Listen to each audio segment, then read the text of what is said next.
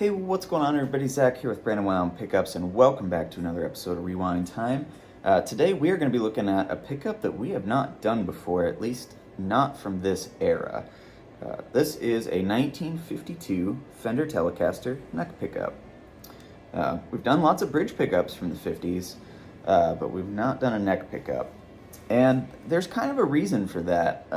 Telecaster neck pickups generally do not fail nearly as often as the bridge pickups. And the reason for that is the cover. So we know, we've talked a million times about this, that old Fender pickups tend to rust. Screw in there. We can see inside of this one, this is like a 1961 tele bridge pickup. They rust and it breaks the wire. Now, why do bridge pickups fail more often? Well, look, this is all exposed to the elements, whereas if you have a cover on here, it's going to be a little bit more protected. But they still can fail, and technically the bridge pickups would have had a cover over them as well, the ashtray cover. But what's the first thing you do when you get a tele with an ashtray cover? You take it off and throw it away or use it as an ashtray or whatever. So, since the tele neck pickup covers weren't removable, you see less of these going bad. And as you can see on the top here, very little to no rust. And it's the same situation with the bottom. So yeah, that's pretty cool. This one was hand wound. It doesn't work. Hand wound very badly, as a matter of fact. Look at this. I don't know if you can see that. Look at how uneven that is. That's hilarious. Yeah, it's got like a little whip-de-doo in it. So the tele neck pickups, this era, I think they sound really nice. We have a nice long skirt cover here. You can see it goes all the way down. Now, if you're looking for a reproduction on one of these, just since we haven't had one of these in before, it's a good opportunity to tell you a little bit about it. Here is my standard Telecaster cover. You can see the front tab, it's got kind of like a little shape there, whereas this one goes all the way down.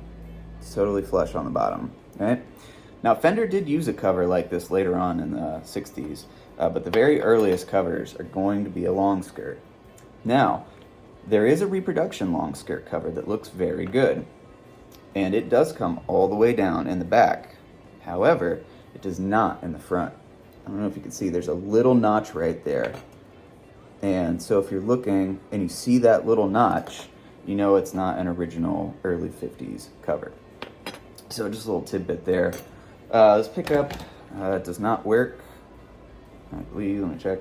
Yep. Definitely the original windings, although somebody has messed with it very slightly.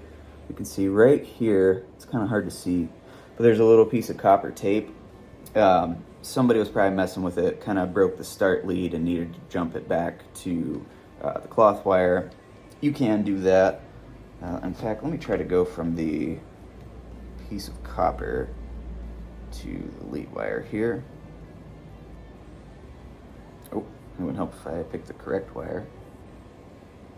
Nothing. All right, so I'm going to have to look at this a little bit closer.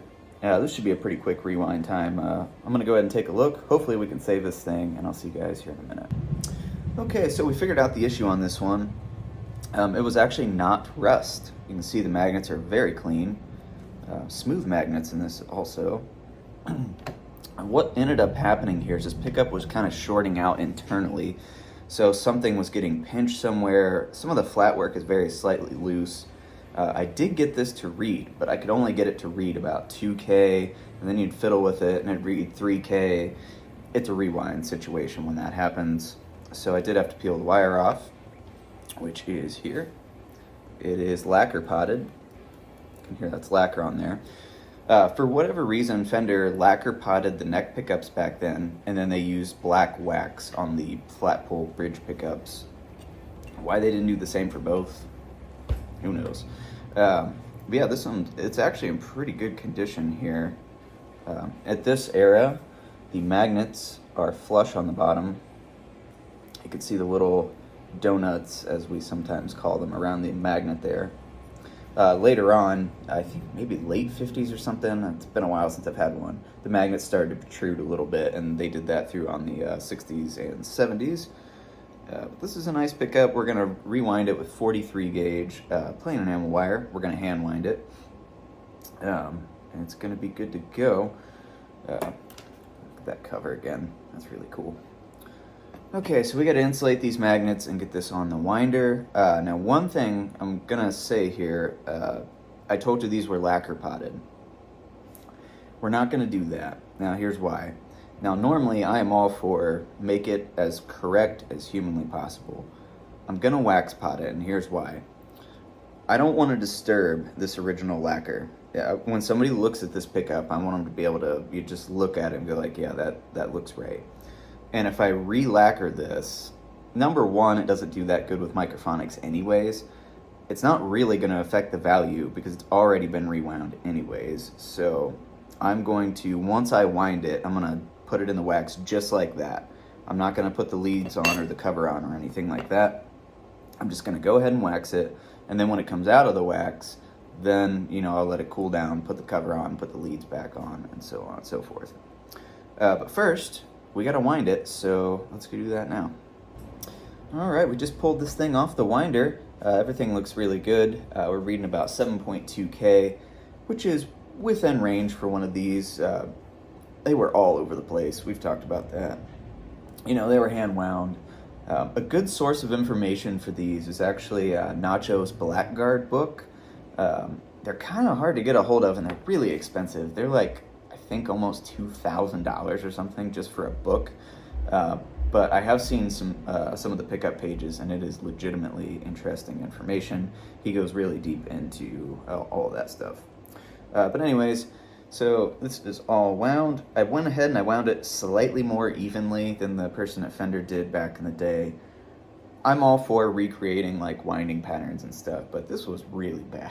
It was one of the most uneven coils I think I've ever seen out of Fender. So this one looks pretty good. It is now ready to go in the wax. At this point, Fender would lacquer pot this. They dip in lacquer, which actually you can see kind of where it dripped off there on the edge, as well as on the top, just right here, you can kind of see it. Again, I explained in the last clip why we're not going to do that. We're going to go ahead and wax it just like this with the cover off and the leads out. That way it will not look like it's been wax potted. It'll just look like it should. And it'll keep it quieter too, to be perfectly honest, because sometimes these things have a tendency to be a little noisy. So at this point, we're going to pretend like I'm going to walk over there and put this in my wax, but I forgot to turn my wax on today, and it's almost 6 o'clock and I want to go home. So we're going to go ahead and stop it here. Just pretend I did that and I put it all together and it looks like a tele pickup again. I will do that in the morning. Also, there is another video I forgot about. I apologize. Part 2 of the PAF restoration. That will be going up shortly. I got really busy and I kind of forgot that I had finished filming that. So part 2 of the PAF restoration is on the way very soon. It's a little more complicated to edit one of those than it is one of these. This I went ahead and I'm just going to post because it's really nice to talk a little bit about, an early 50s tele neck pickup, which is not something we always have the opportunity to do. So think of this not so much as a rewind time, but as a general information about these pickups. Hopefully you guys learned something and enjoyed it, and I think that's going to about wrap it up. Thank you guys so much for watching. As usual, check out all the other videos. If you have any questions about a vintage pickup and its authenticity or need it repaired, feel free to send me an email at zach@brandonwoundpickups.com and check out my website information below. So, thank you guys so much for watching. Take it easy. We'll see you next time.